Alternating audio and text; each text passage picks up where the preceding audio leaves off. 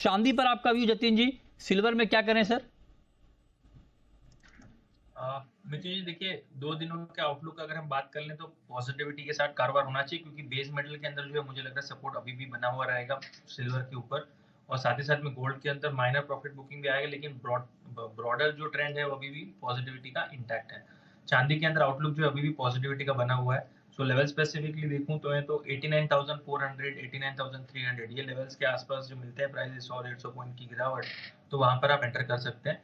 90,000 तक के टारगेट रख के चले, 1 से 2 दिनों का व्यू पॉइंट रखें। और जैसा मनोज जी ने कहा कि फेडरल रिजर्व की मीटिंग के पहले मतलब कल शाम तक आप ये पोजीशन कैरी कर सकते हैं, और कल शाम तक जो भी प्राइस मिले आपको वहां पे एग्जिट करना है, क्योंकि वॉलेटिलिटी बढ़ जाएगी मीटिंग के दौरान। राइट, ठीक है, तो ये बात हो गई सोने की और चांदी की। ठीक है, चलिए आगे बढ़ते हैं, बात करते हैं मेटल की। मेटल पर सर क्या नया आउटलुक आपका जतिन जी, कोई टॉपिक बेस मेटल में आज के लिए?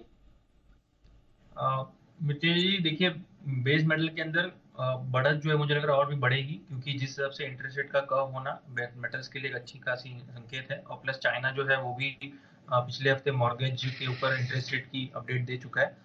सो बेस मेटल के लिए ब्रॉडर ट्रेंड पॉजिटिव है। 1 से 2 दिनों के लिए जो ट्रेड करते हैं एग्रेसिवली, उनके लिए ये कॉल रहेगी।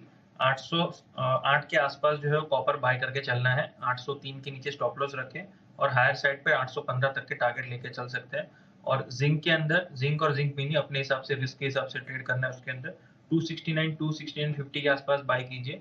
स्टॉप लॉस जो है 267 के नीचे, और टारगेट जो है वो 272-273 का बनाकर चलिए। 1 से 2 दिनों का व्यू पॉइंट इसके अंदर भी है। दोनों ही बाय कॉल की पिक्स रहेगी बेस मेटल के अंदर। ओके, ठीक है, तो ये राय आपकी हो गई मेटल में। नेचुरल गैस में क्या करें जतिन जी, एनजी में कोई ट्रेड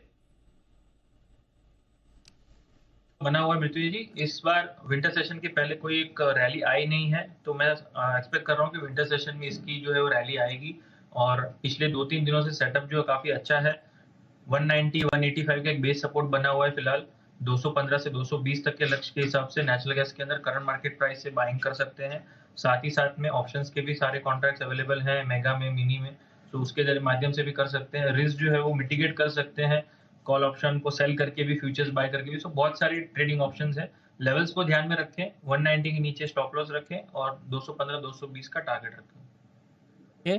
ठीक है, तो इस पर आप नजर रखें कि आपको इसमें करना क्या है। 220-222 का टारगेट यहाँ पर दिया जा रहा है। बहुत शुक्रिया जैन साहब आपका और जतिन जी आपका जुड़ने के लिए और बताने के लिए कि आज कहां पर ट्रेड के मौके बन सकते हैं। तो फिलहाल इस शो में इतना ही, छोटा सा ब्रेक, और ब्रेक के बाद भी खबरें जारी हैं। नमस्कार।